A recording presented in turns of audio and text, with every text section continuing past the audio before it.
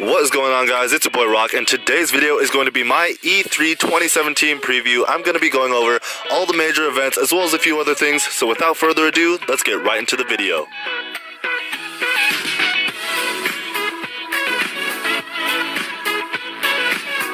Kicking off E3 this year, we're going to be having the EA press event. Now, over the past couple of years, the press events from EA have been a little monotonous. You usually have the same two categories in sports and Star Wars. You're going to be seeing footage from this year's FIFA, this year's Madden. There's even been rumors going around that they're going to try and reboot NBA Live once again, even though it just continuously seems not to be a thing. But other than sports, you're also going to be seeing a lot, and I mean a lot, of Star Wars. Star Wars Battlefront 2 is going to be everywhere. We're probably going to be getting at least 10 minutes of gameplay from Star Wars Battlefront 2. It'll probably be playable on the showroom floor, but I'd also be really interested in seeing if the Visceral Games project with Amy Hennig will also be teased during the presentation.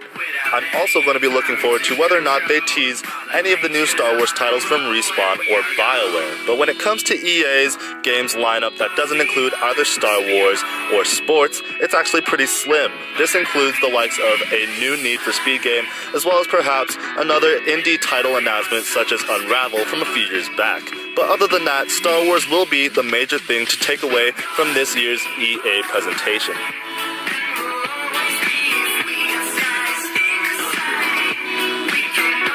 Next up is Microsoft. While their game slate for 2017 is nowhere near as packed as Sony's, they will be revealing their 6 teraflop beast of a gaming console, the Project Scorpio, which I can only hope they handle better than the reveal of Xbox One. Most of the show will most likely be spent trying to sell the features and capabilities such as running games at native 4K 60fps to gamers to justify the most likely higher price point. However, their lineup for E3 won't be completely barren, with games such as the long-awaited Crackdown 3, the acclaimed online pirate game Sea of Thieves, a sequel to the zombie game State of Decay, a 7th installment in the Forza franchise, and a potential gameplay demo of Shadow of War. We will also most likely see new reveals for indie titles as well as a release date to the retro cartoon-themed 2D scroller Cuphead. But with all this lineup, as well as a new console reveal, Microsoft will in no way be slated to have a minimal presence at E3.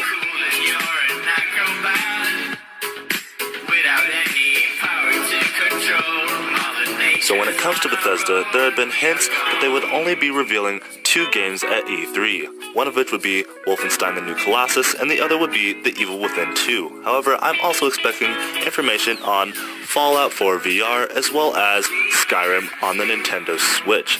Though, however, even with this apparent lack of content, I do believe Bethesda will manage to have a very entertaining presentation due to previous track record.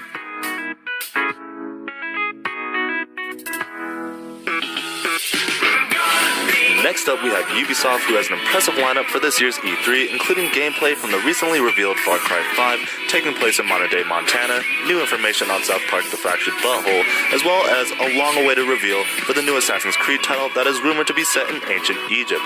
We will also be seeing the annual franchises return, such as Just Dance, as well as some more expansions for Honor. Ubisoft also has a knack for announcing new titles at the end of their presentations, so I would not be surprised to see an announcement for a new Splinter Cell game during E3. However, with all this in mind, as well as the hosting talents of Aisha Tyler potentially returning for a 6th straight year, we will certainly be in for a show with this year's Ubisoft presentation.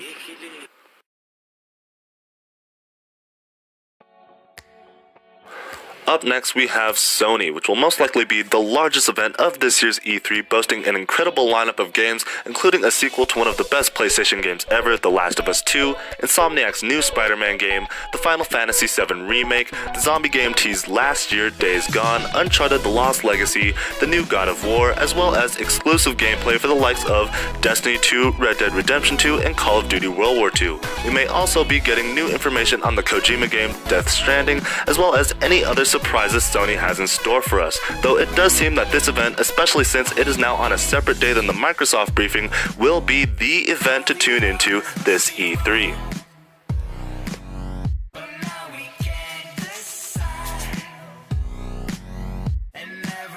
And lastly, we have Nintendo, as they repeat what they did last year by replacing their actual conference with a digital live stream that will most likely be putting most of the focus on Super Mario Odyssey, much like Zelda Breath of the Wild at last year's E3. However, they may also reveal some other titles for the Nintendo Switch, such as Super Smash Bros. Some other games that I did not mention include Xenoblade Chronicles, Kingdom Hearts 3, a potential Bloodborne 2, a new BioShock title, and Borderlands 3. Alright guys, that was my preview for E3 2017. If you enjoyed this video, share it with your friends, drop a like and subscribe, and comment down below what you're most excited for E3 2017. And as always, I'll see you guys in the next video.